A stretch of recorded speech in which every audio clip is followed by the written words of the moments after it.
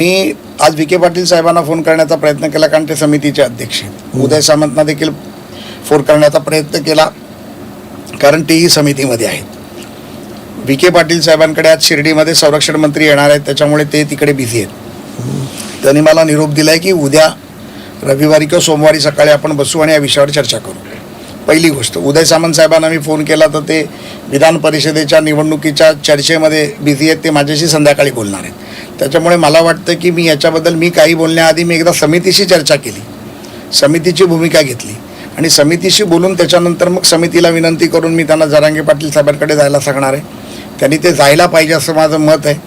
मी या बाबतीतलं मत एकनाथ शिंदे साहेबांना पण सांगणार आहे, राज्याच्या मुख्यमंत्र्यांना पण मी सांगणार आहे आणि मग त्याच्यामध्ये ते काय निर्णय घेतात हा पूर्णपणे उपसमिती म्हणून त्यांचा अधिकार आहे.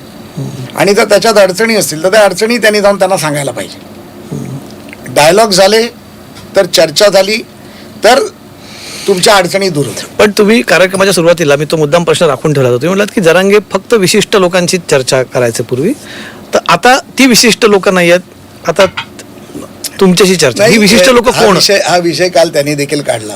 त्याच्यावर विशिष्ट लोक कोण? नाही, त्यांचं असं म्हणणं होतं की जी लोक माझा फोन उचलतात किंबहुना मी समाजाची सांगितलेली कामं करतात ती लोक माझ्याकडे स्वतःहून येतात आणि कोणतीच सर आम्हालाही कळू देत, महाराष्ट्राला कळू देत ती माणसं. आणि याच्यामध्ये जसं ते त्यांनी चंद्रशेखर बावनकुळे साहेबांचं पण नाव घेतलं, ते माझा फोन उचलतात. चंद्रकांत दादा पाटलांचं नाव घेतलं, गिरीश महाजनांचं घेतलं, त्याच्यानंतर आशिष शेलारांचं घेतलं, शंभूराजे देसाईंचं घेतलं, संजय शिरसाटांचं घेतलं, उदय सामंतांचं घेतलं, स्वतः उपमुख्यमंत्री एकनाथरावजी शिंदे साहेबांचं घेतलं की प्रोटोकॉल सोडून येतात. आम्ही कुठे डिनाय करतो. मी त्यांना म्हटलं आता त्या यादीत मला पण ॲड करा, प्रोटोकॉल सोडून आम्ही पण येऊ. आणि एखाद्या माझ्या फोननी माझ्या एखाद्या 2 भावांचं काम होत असेल, कुठेतरी अडलेलं सर्टिफिकेट मिळत असेल, त्याचं कॉलेजचं ॲडमिशन होत असेल, त्याला नोकरी मिळत असेल तर आनंद वाटेल.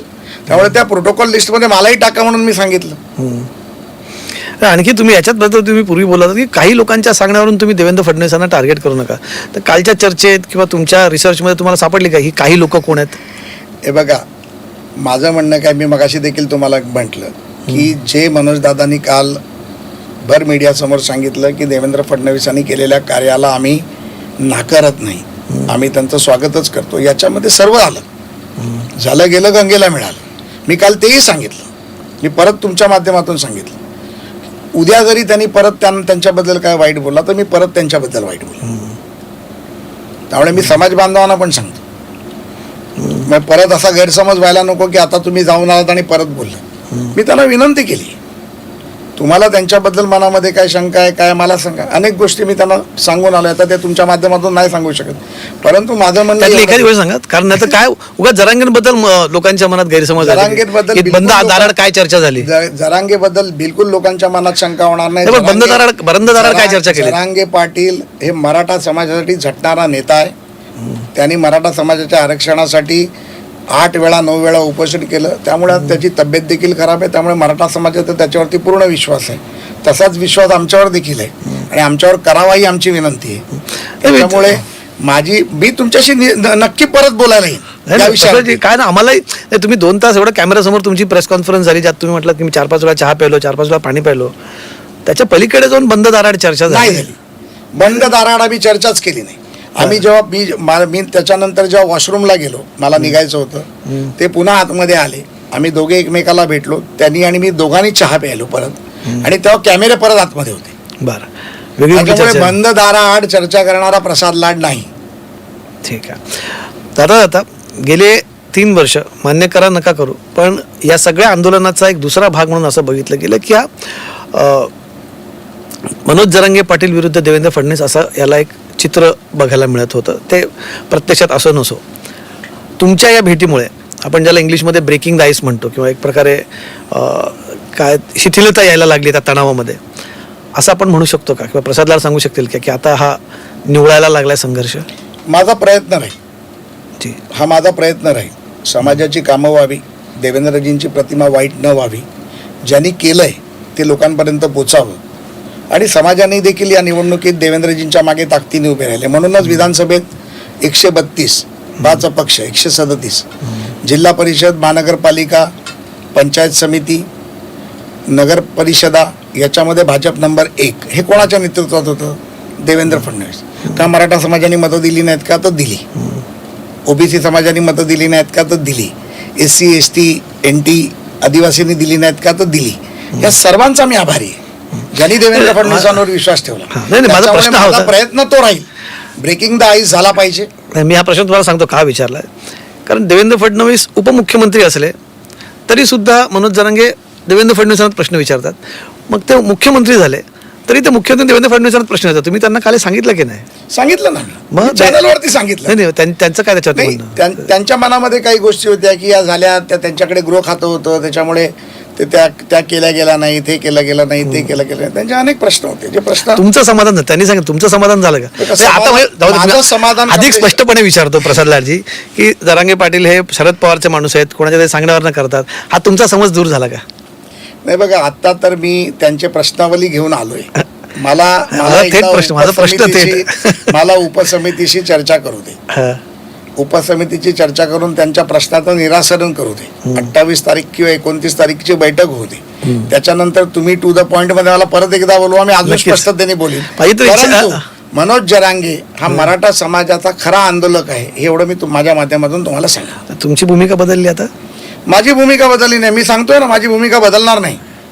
त्यांच्याबद्दलची माझी भूमिका बदलणार नाही. पण जे त्यांनी प्रश्न सांगितले ते प्रश्न मी घेऊन जावे.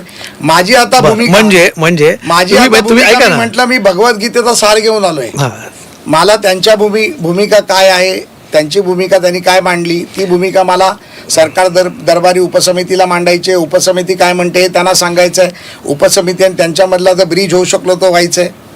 पण म्हणजे तुम्हाला असं म्हणायचं की तुम्ही त्यांच्या मागण्या तुम्ही घेऊन आलात त्या तुम्ही निरसन करण्याचा प्रयत्न कराल आणि त्याच्यानंतर सुद्धा जर मनोज जरांगे ऐकलं तर तुम्ही परत तुमच्या जुन्या भूमिकेवर जाल की मनोज जरांगे हे 100% ठरवून आंदोलन करतात की टार्गेट करण्यासाठी नाही, करतात? 100% त्यांनी देवेंद्र फडणवीसांच्या विरोधात बोलू नये. आंदोलन करायच्या आधी त्यांनी चर्चा करावी, उपसमितीची करावी. उपसमितीचं त्यांचं ऐकत नसेल तर त्यांनी आमच्यासारख्या कार्यकर्त्याला कळवावं. आम्ही उपसमितीची जाऊन चर्चा करू. आणि हे सगळ्यांसाठीच सांगतोय मी, नुसतं मराठा समाजासाठी नाही सांगत आहे. आम्हाला सामाजिक ठीक आहे. बांधिलकीने जेव्हा एखादं पद दिलंय, संविधानिक पद दिलंय, हे जनतेच्या कामासाठी दिलंय.